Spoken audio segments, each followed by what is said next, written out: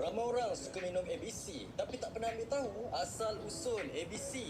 Air batu campur ni bukan je dekat Malaysia. Setiap negara ada versi tersendiri. Kat Filipina ada halo-halo, kat Jepun ada kaki gori, kat Korea ada pat binsu, kat Indonesia ada ais teler. Sejarah ais campur ni Betul, betul, betul, betul, betul. 54 Masihi, Maharaja Nero Memang bahagia betul. sangat dan suruh orang-orang suruhan dia ambil ais dari pergunungan Alps 700 km jauh dari Rom.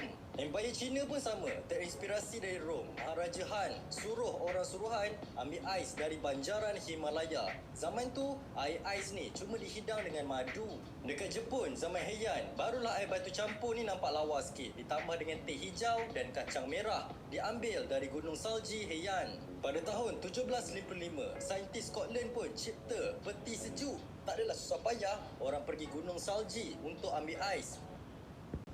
Ramai orang suka makan biskut coklat chip tapi tak pernah ambil tahu asal usul cookies kegemaran ramai ni tercipta.